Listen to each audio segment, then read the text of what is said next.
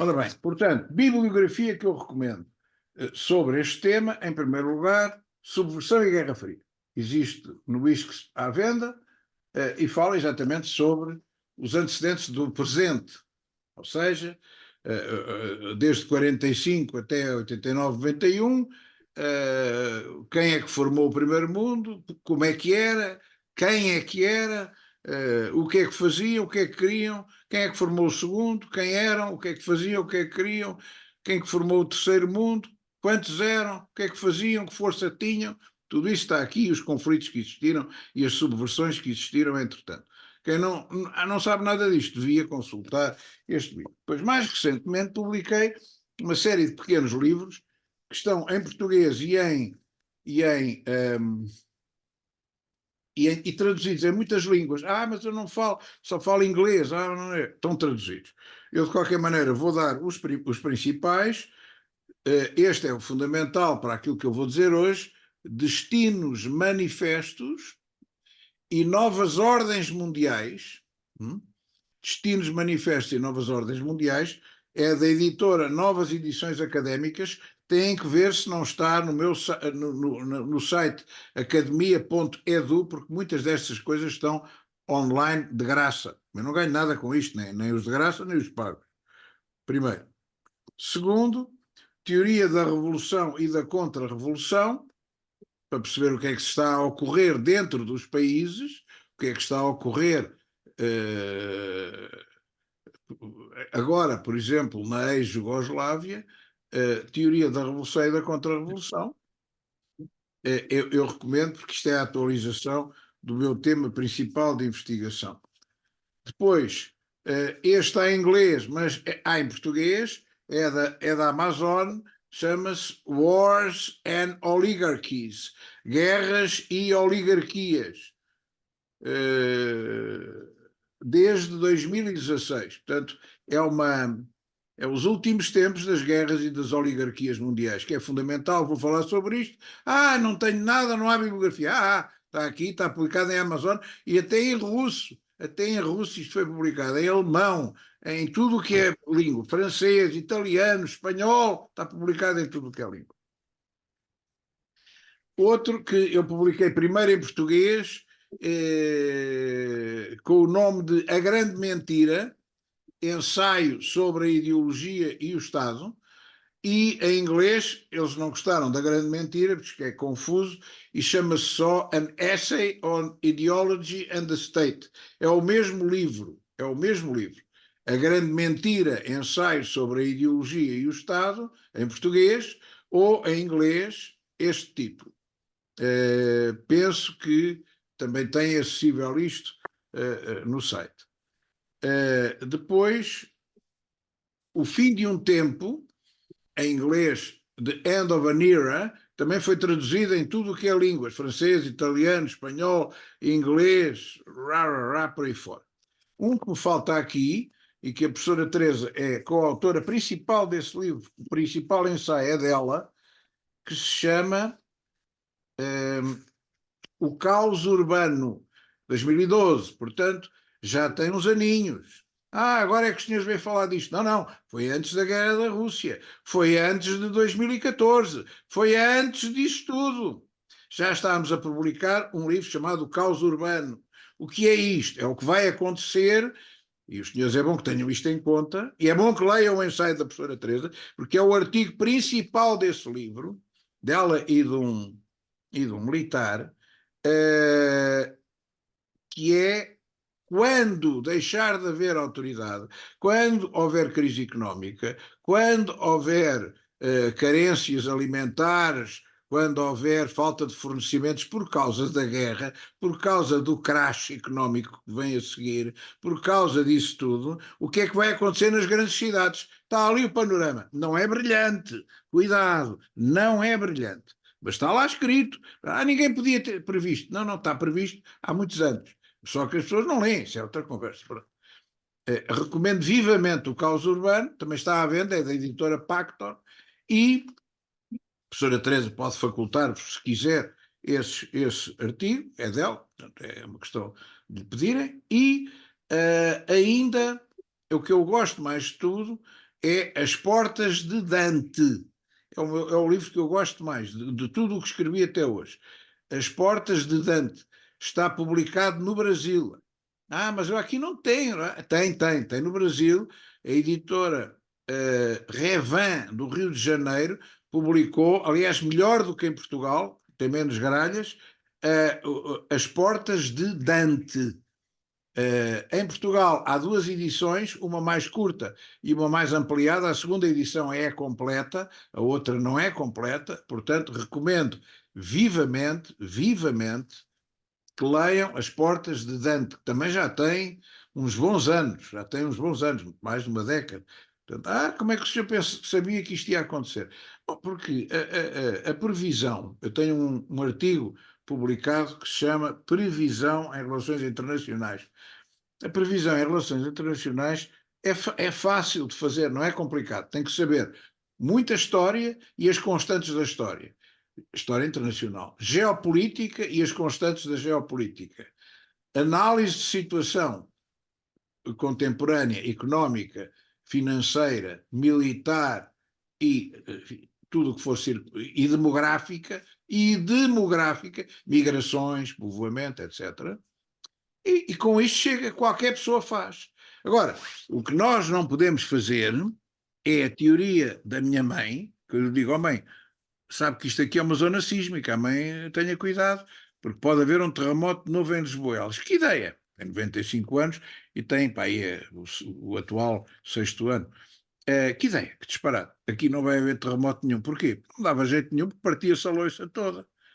E isto é o raciocínio das pessoas normais, que eu considero um insulto, das pessoas banais, que eu considero um enxovalho. E se os senhores quiserem ser pessoas normais, não deviam estar aqui sentados. Não deviam estar aqui.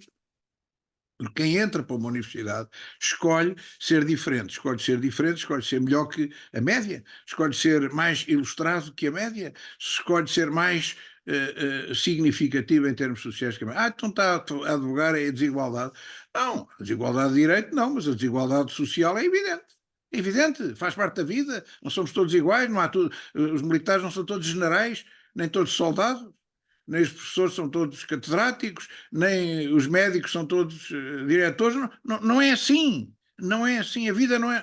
A sociedade não está feita assim. Nem cá, nem na China, nem em Cuba. A igualdade não existe. É uma conversa, uma balela, enfim, que é bonita, uma bandeira, mas não existe. A realidade não é de igualdade. Se os senhores quiserem ser iguais, a maior parte das pessoas vão se convencer de que não vai haver guerra, de que não vai haver caos urbano, de que não vai haver crise financeira no dólar, que não vai haver terrorismo feito pelos imigrantes, não vai haver nada disso. Porquê? Porque nós não queremos, nós somos todos bonzinhos. E se não forem iguais à normalidade, e se despirem dos seus pré-conceitos, que é um pré-conceito, é um conceito prévio. Isto eu não posso pensar porque é proibido. Então o que é que está a fazer na universidade? Então, se não pode pensar porque é proibido, não venha para a universidade, ou então vá para geometria, que é uma coisa mais exata. Bem, pronto, já fiz o meu primeiro comentário. E agora vou passar à aula propriamente dita, não é assim? Vou passar propriamente àquilo que é a matéria que tem a ver, em primeiro lugar, com a situação atual. Como é que se chegou a isto? Como é que se chegou a isto? Bom, eu diria, ou melhor, a que situação é que se chegou? Como é que se chegou? Tem que ver para a bibliografia, que eu não tenho tempo. No atual, em termos presentes, há duas grandes ordens mundiais conflituantes. Já não há três, há duas. O terceiro mundo desapareceu como uma entidade geopolítica no fim da Guerra Fria, foi-se desfazendo, e o segundo mundo desapareceu e ressurgiu uma nova realidade, que são dois blocos que se estão cada vez a definir mais. Um que é o herdeiro do antigo primeiro mundo, mas já não é o antigo primeiro mundo, é o herdeiro do antigo primeiro mundo, e a segunda ordem mundial está a nascer a partir do segundo e terceiro mundos em conjunto. A primeira ordem mundial é a ordem... E como é que elas se distinguem? Olha, distinguem-se de uma forma fácil.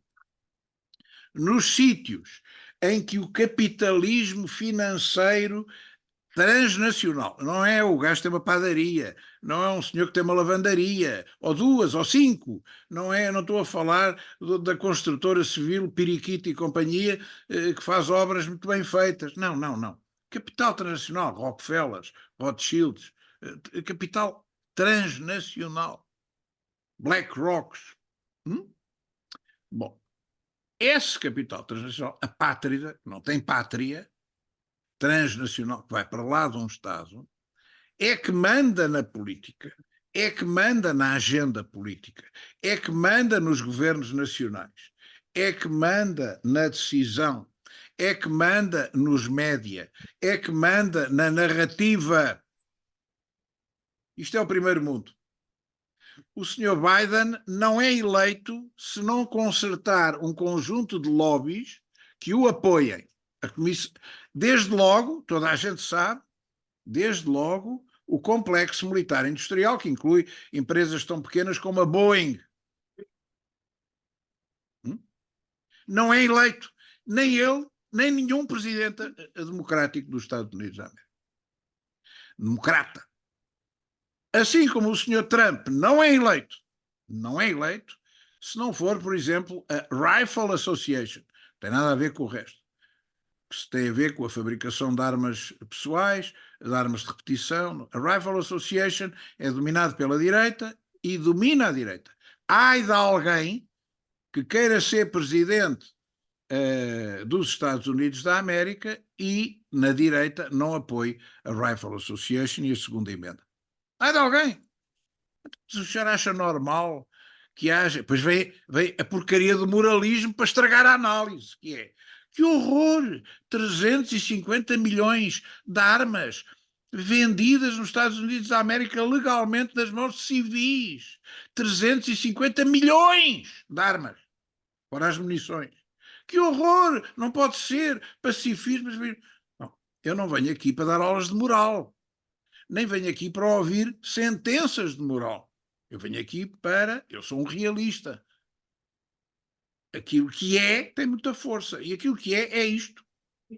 Não interessa se é justo. Não interessa se é injusto. É assim. Tem sido assim desde o início, desde que se fez a Constituição e a segunda emenda. Não gosto. Então vai dar uma curva. É assim que é. Não vai deixar de ser. Bom, para já. Portanto, quem é que manda? É o capital financeiro. O capital financeiro é que determina os governos, é que determina quem é que manda, é que determina o Sr. Macron, é que determina o Sr. Biden ou o Sr. Trump, é que determina, por vias diferentes, é que determina tudo o que são líderes fundamentais, o Sr. Scholz e companhia. Isto é o primeiro mundo.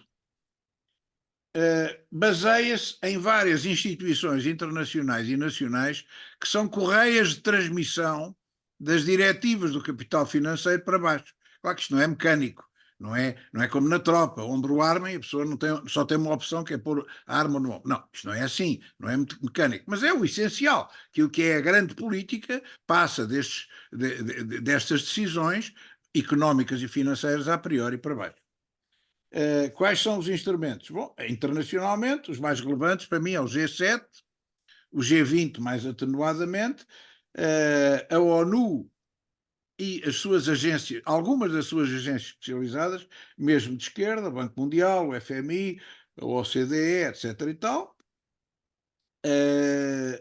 E depois algumas agências privadas que são fóruns de reflexão para este capital financeiro, o Fórum Económico Mundial, que teve a sua 53ª edição em Davos. Tudo o que lá acontece a seguir acontece na política, a trilateral, o Council of Foreign Affairs, o Tavistock Institute of Human Relations, a Escola de Frankfurt e a Teoria Crítica, etc. E depois outras agências que eram antigamente de esquerda, e hoje estão ao serviço do capital financeiro, como a Organização Mundial de Saúde, a FAO, a Unesco, a PNUD, o UNEV, o Fundo das Nações Unidas para o Desenvolvimento do Capital, a PNUMA para o Ambiente, a UNFPA para as gravidezes não desejadas, ou seja, aborto, a UN Habitat para criar cidades sustentáveis, a Unicef.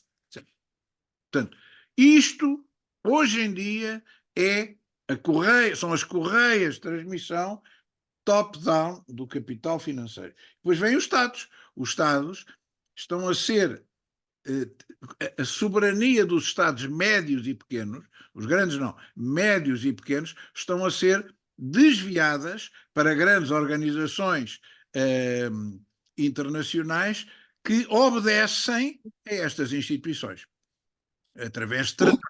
É o que acontece com a União Europeia e é o que acontece com a NATO e é o que acontece com os outros tratados de defesa e é o que acontece com o tratado sanitário que querem fazer agora, em que em caso de pandemia já estão a ser fabricadas duas, para os senhores saberem, se quiserem eu digo quais são, é uma variante H5N1, gripe das aves, que passa para as vacas, que passa para os humanos e que vai condicionar outra vez as pessoas, e uma espécie de doença de pele, é uma espécie de peste bubónica ressuscitada e atualizada. Bom, com base no pânico e com 25% de mortalidade. Ou seja, quando isto acontecer, confinam as pessoas à força e quem manda é a OMS. Vocês estão a ver, os Estados, a soberania, goodbye Maria Alice. Goodbye. Já não há mais soberania. Já não há mais soberania. Uma parte da nossa soberania está na União Europeia. Eu posso fazer o que quero na agricultura? Não, tenho que fazer o que eles dizem. Mas os agricultores não querem. Não interessa, os agricultores fazem o que a PAC manda. Mas a PAC é contra a nossa agricultura. Paciência. E a pesca também é. Tem que cumprir com a política de pescas. Mas eu não gosto, mas é assim. Está a perceber? Agora vamos para a Ucrânia. Mas o que é isto? A NATO vai entrar na guerra da Ucrânia. Mas a guerra da Ucrânia sequer faz parte da NATO. A Ucrânia não faz parte da NATO. Israel não faz parte da NATO. Pois é, mas quem manda decidiu que o governo português tem que participar nisto. Estão a perceber? Já lá estão, soldados. Neste momento andam fardados ucranianos, mas vão aparecer em público. Não é? Olha, o senhor Putin já acertou com uma ameixa em cima dos alemães. Os soldados alemães tinham um aquartelamento secreto, que é tão secreto que o Putin já o destruiu. É? Portanto, isto é a demonstração da prova da ausência de soberania nos Estados dentro do primeiro mundo. A nova ordem mundial, a primeira nova ordem mundial é You will have nothing, but you will be happy. Deixem-nos mandar, vocês obedecem e a gente dá-vos o mínimo para sobreviver. Isto é o lema que o príncipe Carlos, atual rei Carlos III, repetiu à sociedade, juntamente com o senhor engenheiro António Guterres. Não é um Zé Ninguém que está ali, não, é o Guterres, este secretário-geral da ONU. Repetiram isto está ao lado. Quem é que inventou este sermão? Foi Davos, não é? Foi o senhor Schwab, que por acaso a mãe é Rothschild. Desculpa, isto é uma coincidência. É uma coincidência. Bom, o Conselho de Segurança empatou. Porquê? Porque o direito de veto que tinha sido criado com sugestão do Stalin não permite resolver questões fundamentais, porque ou os Estados Unidos vetam porque é Israel, ou os russos vetam porque é a guerra na Ucrânia, ou a China veta porque é Taiwan, e portanto não há decisão. E por isso é que os dois blocos, os dois novos blocos, se viram obrigados a criar as suas agências, o G7 de um lado. E para contrariar o G7, o que é que aparece? Aparecem os BRICS e o Pacto de Xangai. É a contrapartida. É a segunda nova ordem mundial.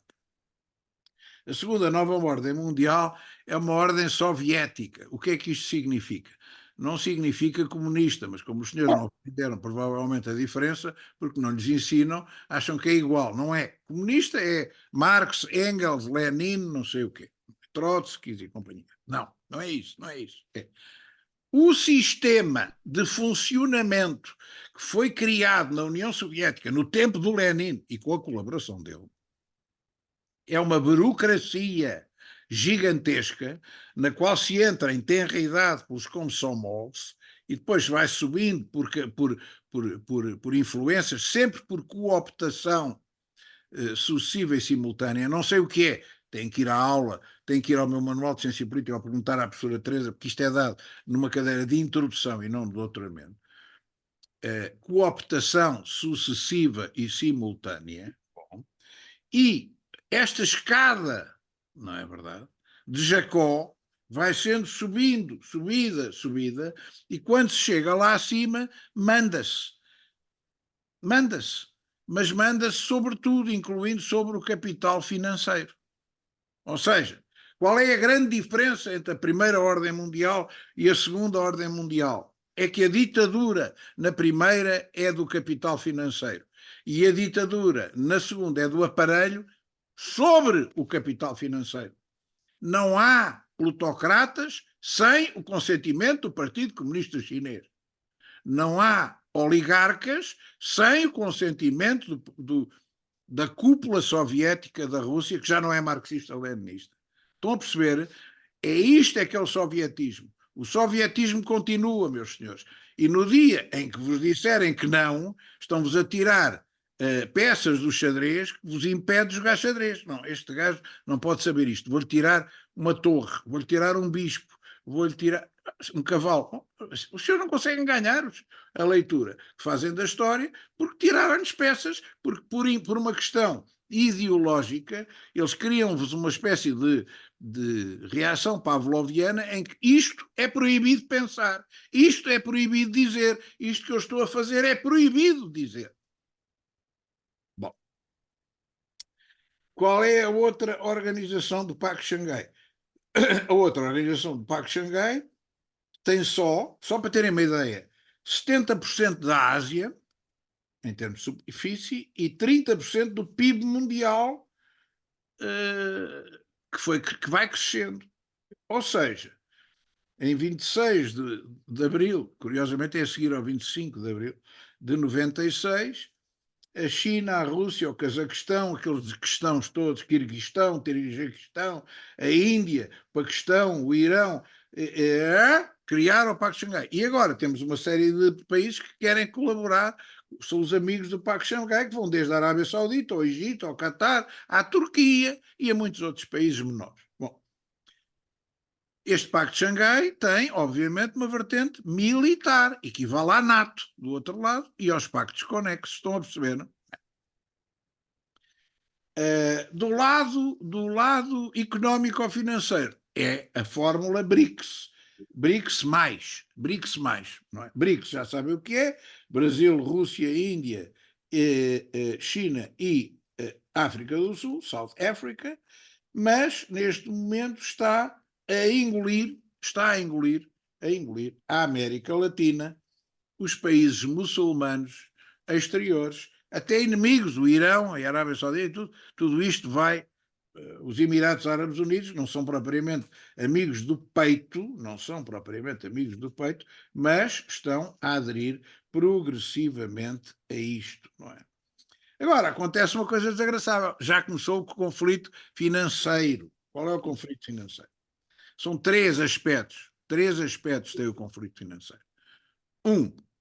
E isto foi acelerado pela guerra da Ucrânia, mas se não houvesse guerra da Ucrânia também ia mais devagar. Resulta, em primeiro lugar, da concentração brutal de ouro na Índia, na China, por ordem, na Índia, na China, na Rússia menos, e todos os outros países que fazem parte dos BRICS+. 2, a criação de uma bolsa de comércio, atenção a isto, que promove o intercâmbio comercial entre estes parceiros até 260 bilhões de dólares, em que é proibido transacionar, nem que seja $1. Tem que ser feito ou em rublos, ou em yuanes, até em euros, aceitam, ou em randes da África do Sul. 260 bilhões. O que é isto? Isto é o pontapé de saída para a desdolarização. Bom, o que é que contribui para a desdolarização? são os intercâmbios em materiais estratégicos dentro deste sistema, designadamente o petróleo, o gás, os minérios, setor primário, e agricultura, setor primário, obviamente país do terceiro mundo, ex-terceiro mundo. E, portanto, isto é pago em moedas locais, além destas que eu referi. Ora bem, isto dá, obviamente, reduz a dependência económica e financeira destes países em relação aos Estados Unidos, porque os dólares já não são precisos, e autoriza uma maior soberania económica. E isto é um perigo terrível. Como se isto não bastasse, o que é que acontece? Acontece que, do lado da Segunda Ordem Mundial, a ideia brilhante, tida pelos chineses e pelos russos, é criar uma moeda alternativa ao dólar. Tinha aquele nome estranho, renminbi, não sei como é que ele se diz, mas a ideia ainda não ser essa, é ser uma moeda tipo cabaz, mas obrigatoriamente backed, portanto, espaldada em ouro físico. O que obriga a vários países africanos, designadamente, mas não só, que querem participar nesta nova política económica e financeira dos BRICS, a reclamar o seu ouro, que foi depositado nos Estados Unidos, na altura em que os Estados Unidos eram a moeda obrigatória para circular. E agora temos um grave problema, é que os Estados Unidos estão a assobiar para o lado. Lá. E temos o Nigéria, uma série de países a dizer, olha, dê cá o meu ouro. O meu ouro está aí depositado, dê cá. E eles não estão a querer dar. Isto vai dar raia, como é evidente. Para agravar mais esta coisa, o mal nunca vem só. O mal nunca vem só. Temos o seguinte, portanto, os BRICS é o versus G7. Os BRICS é a alternativa a uma oligarquia. O que é uma oligarquia? É o poder dos ricos. Quem é que manda no G7? São as 7 maiores potências, são os ricos do capitalismo. E como alternativa cria-se uma coisa bem mais democrática, embora seja só aparentemente, que é os BRICS mais, mas que, enfim, tem países que conseguem dialogar, não é? O Brasil, a Rússia, a Índia e a China e a África do Sul não podem bater o murro na mesa contra os Emirados Unidos, não é? Cuidado, temos que pensar, isto é calma, mesmo contra o Irão, não é assim, isto temos que negociar, é preciso negociar. Já não há aquela coisa do top-down, os senhores são colónias dos Estados Unidos, calem-se. Não, isso acabou. Isso acabou. Paralelamente, a China, sobretudo a China, e aderentes, mas a China, sobretudo, tem promovido uma nova política mercantilista antiga. Não, mas eu não sei o que é o mercantilismo. Bem, os senhores que não sabem o que é o mercantilismo, eu não posso estar aqui a dar uma aula sobre o que é o mercantilismo, nasceu no século XIII, como calculou, leva tempo. Mas no meu site, no YouTube, António A. Sousa Lara, têm aulas inteiras sobre mercantilismo, neomercantilismo, e é de graça, não se paga nada. Então, os senhores podem ir ali e dizer assim, já agora vou ver o que é o mercantilismo. António A. Sousa Lara, YouTube. Tem 60, quase 70 aulas, talvez 70 aulas à vontade. Bom, não é por falta de informação. E depois na academia.edu tem publicações, também gratuitas. Não ando aqui a ganhar dinheiro. Porquê que é mercantilista? Porque, olha, tem as características todas do mercantilismo. Desde as rotas novas, a nova rota da seda e não sei o que mais, até a acumulação do ouro, lembram-se a política do Pombal, o bulionismo, eu não posso estar a dar isto, bulionismo, vão ver a aula, bulionismo, a política do bulionismo assenta em ouro, coisa que os americanos deitaram fora, a seguir a Bretton Woods, lembrem-se disto, não é? Deitaram fora, Não, já não há paridade, Sr. Nixon, acabou-se. Para quê? Para poderem imprimir moeda todos os dias como se não houvesse amanhã. Só que neste momento a dívida externa americana já vai em 34 trilhões de dólares. Isto é impagável. Aquilo é moeda falsa. No dia em que a desdolarização conseguir retirar uma parte do comércio mundial da influência do dólar, o dólar físico sucumbe. E muita desta dívida foi aumentada esmagadoramente com a porcaria da guerra da Ucrânia, que não faz sentido nenhum. Só serve para alimentar o complexo militar industrial. Mas espera, o complexo militar industrial é que elegeu o Biden. Pois é um pequeno pormenor. Não interessa que tenham morrido 600 mil pessoas e que tenham ficado estropiadas não sei quantos jovens e que tenham morrido crianças e velhos e edifícios destruídos e um país totalmente arruinado que era um dos maiores exportadores de cereais do mundo, que vai subir, obviamente, o preço dos cereais no mercado internacional já, este ano, 2024, as pessoas vão ver isto, não é? Isto é um despautério. Só que neste momento eles perceberam, nós estamos a criar uma crise económica interna. Vão ver, eles não dão as estatísticas, a quantidade de bancos que faliram este ano nos Estados Unidos, não é o Lehman Brothers, este ano, e que foram comprados por ordens do governo pelos bancos grandes. A ideia é chegarmos a 6 bancos nos Estados Unidos, só para terem uma ideia. Portanto, meus senhores, a situação para eles é dramática. Reparem bem, já tem uma componente comercial, tem uma componente financeira, mas depois tem outra componente típica. Qual é a mola económica do mercantilismo? É o comércio naval. Isso é no século XVIII, XVII. Pois. E o que é que os chineses andam a fazer? A comprar portos de mar no mundo inteiro, que já vão desde Roterdão à Grécia, tudo lá. Não é em África só, não é no Corno da África, não sei o que, isso aí até seria normal. É por todo o lado.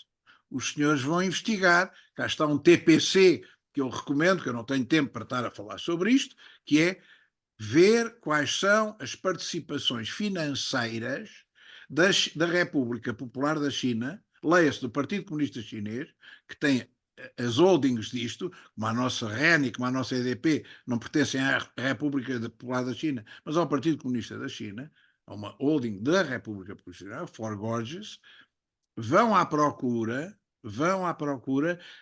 e façam um mapa, é que senão não percebem nada do que está a acontecer. Façam um mapa do que é a rede de portos marítimos comprada pelos chineses. Como devem fazer um mapa da reabertura, ou da abertura, talvez melhor dizendo, do Ártico à navegação e à militarização do Ártico por parte da Rússia. Mas eu isso não quero nem ver. Pois, então fica com menos um cavalo para jogar xadrez, depois com menos um bispo, e depois com menos a rainha, e depois perde. Isto é um xadrez. Estão a perceber? Os senhores têm que fazer isto obrigatoriamente. Bem, dir-me-ão, mas o senhor está a pôr isto como se esta coisa fosse linear. Não quero que seja linear, de maneira nenhuma. Aliás, tem uma lógica aparentemente de esquerda, mas é uma política de direita. É uma política do capital financeiro, de uma direita, eu diria, diabólica, mas é uma política. Por exemplo, nós todos temos ouvido, se calhar há para aí ecologistas e tudo, tenho muita pena, eu estou-vos a dar o meu pensamento e não aquilo que é a correção política. Eu costumo dizer, eu tenho 4 termos, quando me dizem os 4 termos, tim, acende uma luzinha logo, uma luzinha encarnada, tim, eu não sou do Benfica, sou do Sporting, até que enfim ganhamos a qualquer coisa, mas enfim, tim, acende uma luzinha e eu fico logo de pé atrás. Desembainho logo a espada, e assim, bem, espera lá, isto vai haver aqui azar.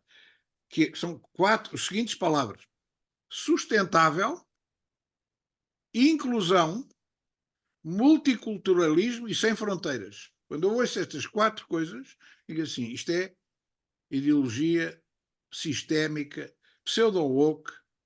Pseudo-woke. O wokeismo é uma boa justificação para a esquerda engolir isto e andar a apoiar o sistema plutocrático do primeiro mundo, mas são os palavrões que estão na moda. E é isto que leva, por exemplo, à questão das grandes imigrações em massa para o Ocidente, designadamente nos Estados Unidos. Não é por acaso, ouça, os senhores não podem. Eu não acredito em si, pronto. Mas acredita no MIT, não, já ouvi falar. Do Massachusetts Institute of Technology, se calhar é mais bem informado do que eu. E se o MIT disser, como disse, está escrito num relatório, que há 21,2 milhões de ilegais, imigrantes ilegais nos Estados Unidos, se calhar é uma visão até que peca por defeito, deve ser uma visão conservadora, porque outras instituições que não têm o mesmo crédito que tem o MIT chegam a 28 milhões. 28 milhões de imigrantes. Sim, mas os imigrantes não são todos maus. Sim, mas atenção, há lá palestinianos, há lá chineses, no meio disto tudo, chineses. Quem fala disto, não é mexicano só, nem tipos da América Latina, mas que sejam sombriques. Estão a ver? Os que vêm da América Latina. Eu pergunto, bem, se 1% tiver vocação subversiva, isto não é uma quinta coluna? Claro que é. E não vai ter. E aí é que os senhores, não, isto é proibido, já acendeu a luz. Migrações é bom. Migrações é bom. Inclusão, migrações, bom. Não podem pensar sobre isto, é proibido. Se 1% destes 20, vamos para o 25 milhões de pessoas, fora os que já lá estavam, tiverem vocação subversiva em caso de caos urbano, em caso de crise económica, em caso de crash 1929.2, em caso de, estão a perceber? Em caso de Yellowstone rebentar, que ideia? Que ideia. Então, cá está. Tira mais uma peça de xadrez. Não vai haver nenhuma crise tectónica nos Estados Unidos. Tira mais uma peça de xadrez. Não pode pensar nisso, é proibido. Senhores alunos, vão à net, façam como eu, não sou geólogo, e vão à net ver como é que piorou dramaticamente a situação de Yellowstone. Vão ver, pá, não acreditem em mim, vão ver. Já agora, na Itália, os campos Flegrei, vão ver, ninguém fala disto. Porquê? É porque se houver uma convulsão destas, como é que os Estados Unidos enfrentam uma guerra com São Francisco a desaparecer debaixo d'água e a costa ocidental dos Estados Unidos a afundar-se e a criar-se num arquipélago e a nuvem de vulcânica a cobrir? Que disparate, isso é o filme do Day After. Então está bem, ok. Então não façam.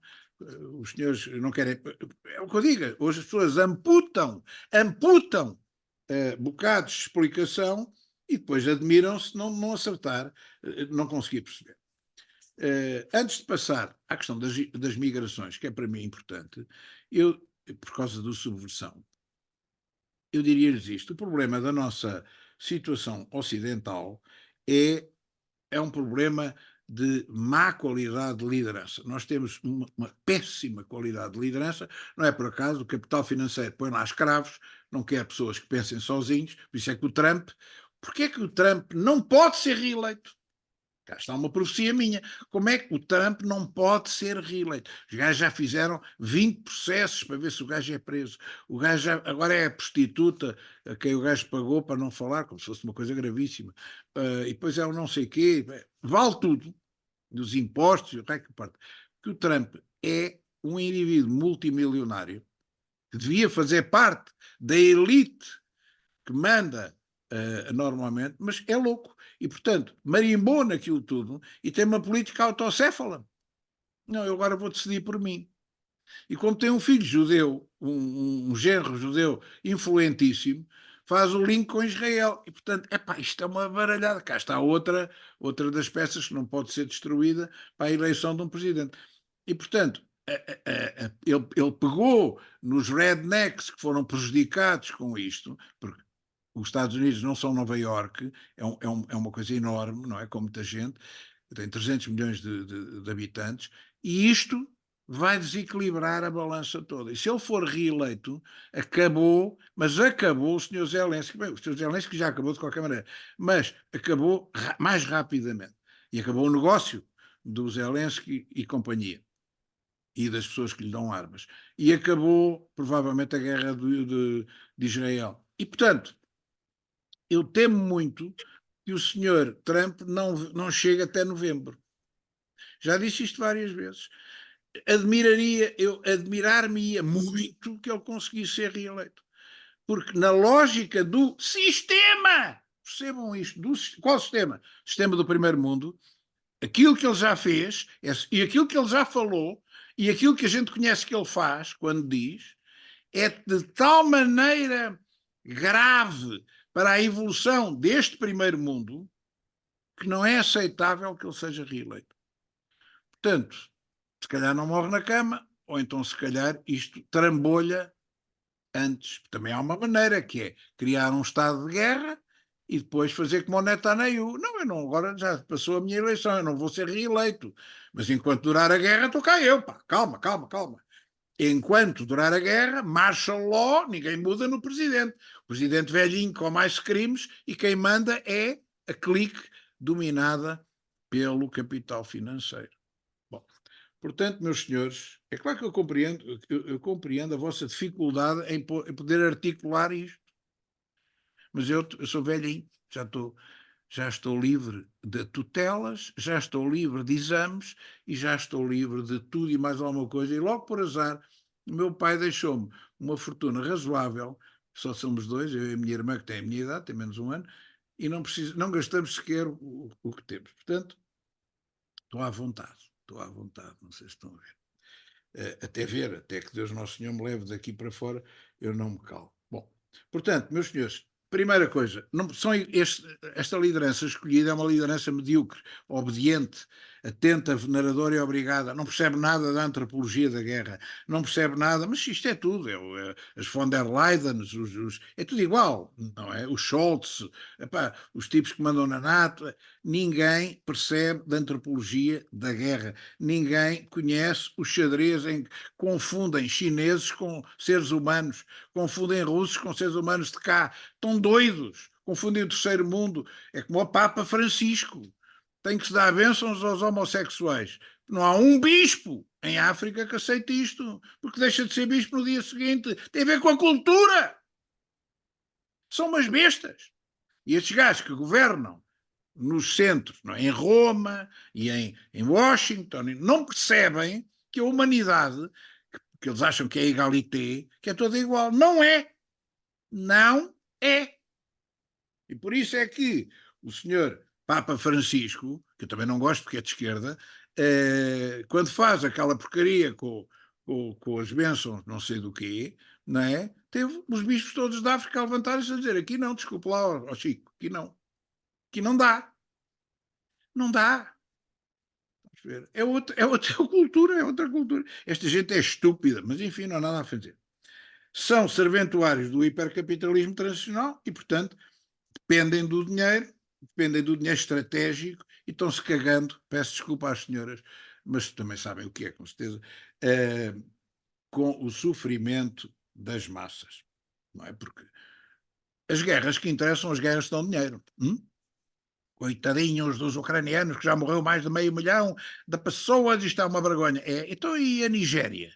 No conflito da Nigéria já morreram 4 milhões. Não, não, isso não interessa. Porquê? Porque é descartável.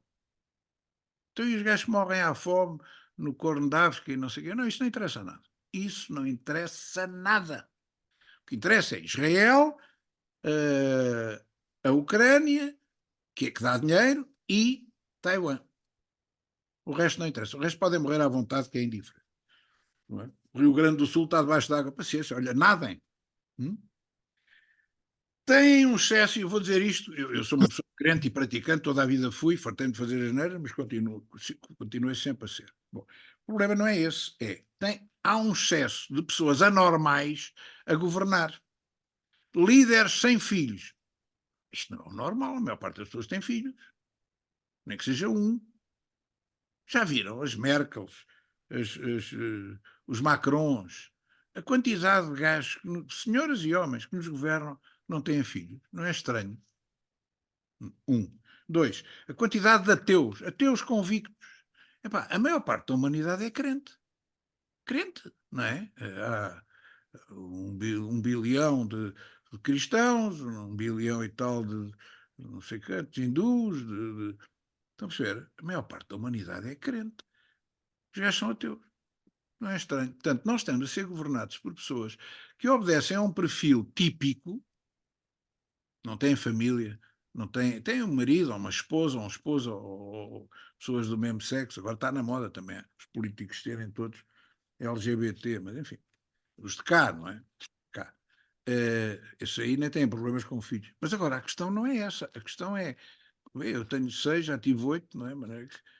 Não estou metido no grupo. Mas enfim, o que é facto é que isto é uma gente anormal. Esta gente que nos governa é uma gente anormal. Não são normais em termos estatísticos, em termos demográficos. Bom, e depois fizeram erros estratégicos crassos. Vejam, desinvestiram totalmente da segurança e da defesa desde os anos 90. Quem é que diz isto? Os militares, não sou eu. Isso aí os senhores têm que ir à procura em sites de... Não há atualização. Houve um decréscimo progressivo de desinvestimento. Porquê? Porque é mais útil investir noutras coisas do que em armamentos e em soldados e não sei o quê. Deixaram uma corrente migratória incontrolável e acrítica entrar pelos territórios adentro, já vou falar disso. Não investiram na retaguarda.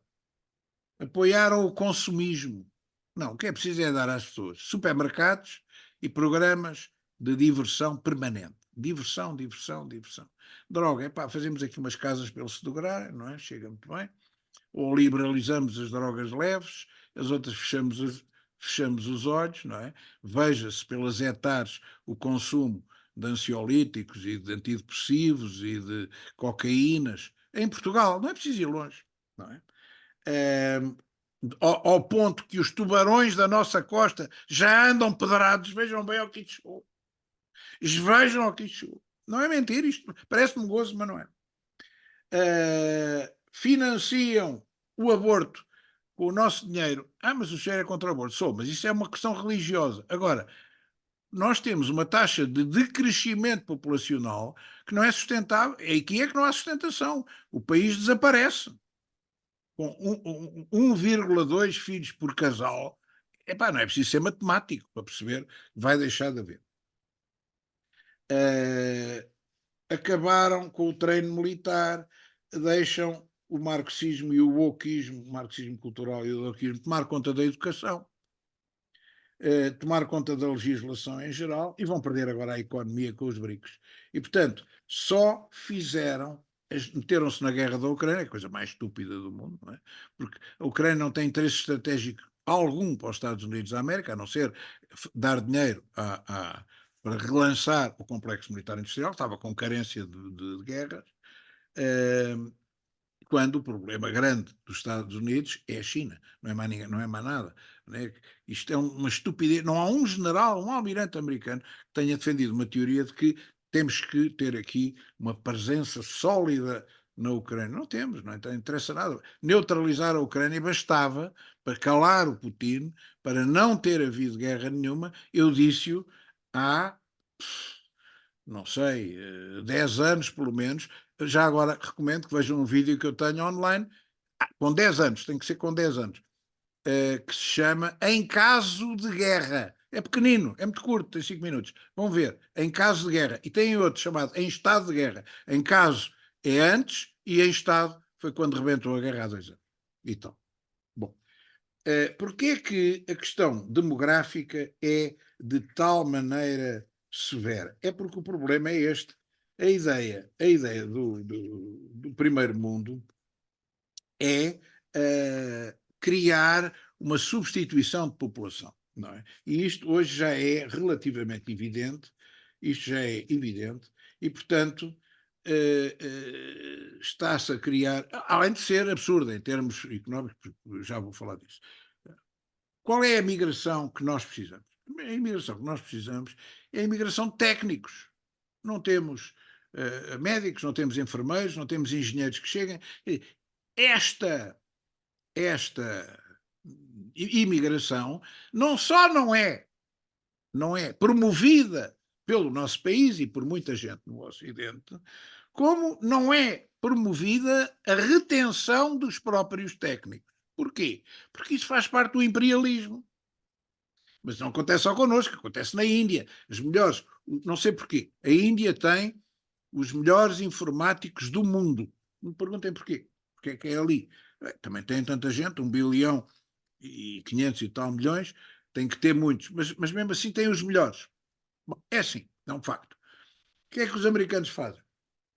Deixam-nos subir pelas universidades que lá estão na Índia, que são excelentes em termos de informática, e a informática aplicada, excelentes, não é? Deixam-nos subir. Quando os gajos chegam ao fim, vão lá e rapam aquilo tudo e oferecem-nos casa fantástica, emprego extraordinário, logo uns jipes gigantescos e tal. Chama-se isto dura dezenas de anos. Brain draining. Brain draining. É o dreno dos cérebros. Brain draining. Bom, nós não fazemos isso com os nossos. Não fidelizamos a nossa juventude. Tira cursos caros que nós pagamos com sacrifício, medicina, com especialidades e não sei o quê, engenharias eletrotécnicas, engenharias eletrónicas e tudo. Goodbye Maria Alice, enfermagem, vai-se tudo embora. Bom, depois deixamos entrar uma mão de obra não qualificada ou muito baixamente qualificada que não fala português, mas fala francês e arranha inglês, é extraordinário, que vão ocupar as zonas urbanas e periurbanas. Ninguém quer colonizar o interior despopulado, como é evidente, não é? Vão para a zona da economia agrícola extensiva, e a questão é esta, é que nós estamos a criar no Estado uma central de custos e a favorecer a economia transnacional. Vou-vos dar um exemplo. Uma parte desta imigração destina-se à agricultura frutífera, por hipótese. Por hipótese não, de certeza. Que é sazonal. Portanto, mandem vir mais gajos do Bangladesh e metam-nos aqui, porque a gente precisa que apanhar limão, e isto tem que ser à mão. Não há máquinas para apanhar limão, estragam-se, não há máquinas para apanhar certos frutos, não interessa. Bom, o que é que acontece? Eles são rentabilizados por um período sazonal de tempo, e depois, quem é que paga o Serviço Nacional de Saúde? É os senhores e eu. Quem é que paga a habitação? Têm direito à habitação! Coitadinhos, os imigrantes estão a viver em tendas, têm direito. Os senhores e eu. Quem é que paga a educação das criancinhas? Os senhores e eu. Quem é que paga a sua própria educação para aprenderem português? Por causa da inclusão. Os senhores e eu. Quem é que paga? Estão a perceber? O Estado é uma central de custos e os particulares tiram a nata. E as empresas espanholas da azeitona e as empresas não sei o quê, a ver, beneficiam com isto. É sempre a mesma coisa. Eu até pareço de esquerda, mas não sou. Eu sou um reacionário nacionalista.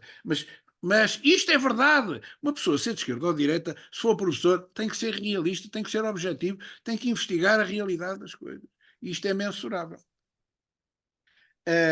Depois, mais de metade, isso quem for da polícia, se tiver aí alguém da polícia, ou se conhecerem alguém da polícia, sabe que isto é verdade. Eu disse isto ontem em frente aos comandantes, aí no anteontem, no Instituto, portanto não é mentira, porque eles não diziam, se eu está a alarmar, mais de metade dos crimes violentos, não é? Violações, sei lá o quê, coisas assim deste estilo, e terrorismo, na Europa, são praticados por alienígenas. Não é verdade? Alienígenas, são pessoas que vêm de fora. Há cassações? Não. Há deportações? Não. Trump diz que há. Vai fazer. Estão a ver? Ficam a ser pagos por nós, que temos que pagar a polícia, temos que pagar o sistema judiciário e que temos que pagar o sistema prisional. E isto, vamos dizer assim, o senhor é um reacionário? Eu sou um reacionário, toda a vida fui, por amor de Deus, nunca enganei ninguém. Agora, é mentira ou não é? Está a ver? Eu não me interessa se sou reacionário. Isto é verdade ou é mentira? Porque é que se é mentira, saiu, eu vou publicar isto, aliás, com um grande escândalo para alguém, que é que saiu uma norma, atenção, uma norma para as polícias em Portugal. Atenção, isto não é uma coisa, não é uma coisa feita. Onde é que isto está agora? Vou ver se descubro aqui. Uma norma institucional, vamos ver, de um departamento do Estado, no anterior governo, a dizer que o CEF, ainda havia CEF, o CEF, a Polícia Judiciária, a Polícia de Segurança Pública, a GNR, seja quem for, os juízes, não, ouçam bem o que eu vos digo, não podem divulgar a religião, nem a nacionalidade, nem a seja o que for, a raça ou a cor ou o caraças, das pessoas criminosas condenadas que tenham perpetrado, por exemplo, qualquer crime de sangue, um incêndio de uma igreja, um incêndio. Não é permitido. Não é permitido. Não é permitido porquê? Porquê? Não é permitido porque são muitos. Não é permitido porque não é o Chega. É as pessoas normais, as mães de família, no dia em que souberem que são sempre os mesmos, se calhar mudam de opinião em relação à invasão. O partido, só para vos dar uma ideia como é que está a situação com números. Eu não queria chatear-vos com números. Relatório Europol de 2021. 57 tentativas e ataques terroristas na UE. 27 em 2019, havia 55. Destes ataques, a maioria ocorreu na Alemanha, Áustria e França. Um sexto de todos os ataques terroristas na União Europeia, dos quais resultaram 12 mortes e 47 feridos. O número total de feridos duplicou entre 19 e 21. Em França ocorreram 14 ataques terroristas contra propriedades de igrejas. Relatório terrorismo jihadista é a maior ameaça da União Europeia, em que os ataques concluídos superavam o dobro dos ataques frustrados a tempo pela polícia. Foram estes ataques, 77% das violações de rua, foram provocados por imigrantes. 77%.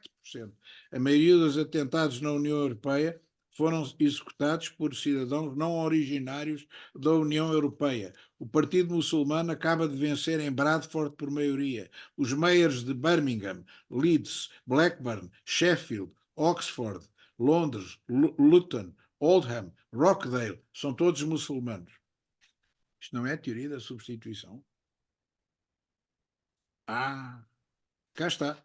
O Alto Comissariado para a Imigração instou a PSP, a GNR, o PJ, por circular, a não revelarem a etnia, religião e origem nacional dos autores dos ilícitos criminais. Ou seja, isto significa assim, o povo português não pode saber, pode pagar, pode gastar dinheiro, pode continuar a pagar impostos sufocantes, mas não pode saber quem são os autores dos atentados terroristas e deste tipo de crimes violentos. Não pode saber. Bom, e, portanto, estamos numa situação que é absolutamente absurda, no meu ponto de vista. Absolutamente absurda. Os donos do país não podem, não podem ver isto, não podem cuidar disto. É evidente que, com estes contingentes, 1 milhão cá, 25 milhões, vamos pôr arredondar nos Estados Unidos, Marselha está completamente dominado, há 70 no-go zones na Suécia, 70. Depois vem com a teoria, a extrema-direita, mas espera lá, vamos com calma. A extrema-direita não é uma causa, é um efeito. Não havia extrema-direita, não havia nazis na Alemanha na unificação. Porquê é que agora há? Porquê é que a Meloni ganhou? Estão a perceber? Porquê é que na Áustria já houve vitórias da extrema-direita? Porquê é que há um crescimento da extrema-direita por todo lado? Isto é um efeito, não é uma causa. Estão a perceber? Não, não é uma causa, é um efeito. É um efeito que resulta da insegurança, que resulta desta situação económica, financeira, de guerra, de ameaça constante que se exerce contra as pessoas, de bullying, de tudo e mais alguma coisa. Portanto, nós não temos só um problema militar, não temos só um problema financeiro, não temos só um problema económico, não temos só um problema demográfico, não temos só um problema de alimentar. Nós temos um problema holístico que tende a rebentar. E o que é que vai ser o trigger event, o, o momento em que se dá o tiro? Eu penso que não é com um tiro no senhor primeiro-ministro, como é que chamava aquilo da Jugoslávia, agora esquece-me do nome. Foi agora 4 tiros, coitado do senhor, levou 4 tiros, mas ele não é o. E esse arquiduque, quando isto acontecer, cria uma onda, um tsunami que tem a ver com as finanças, tem a ver com a economia, tem a ver com a moeda, tem a ver com a dívida pública monstruosa que é impagável, tem a ver com os BRICS, tem a ver com tudo que obriga a uma convulsão da qual resulta depois uma nova ordem mundial. Portanto, meus senhores, nós estamos, eu penso que é este ano, a minha proposta é que é 2024. Eu quis escrever um livro chamado 2024, não me deixaram, mas vou fazê-lo na mesma. 2024 vai ser o grande ano da viragem. Não é no bom sentido, mas é uma viragem internacional.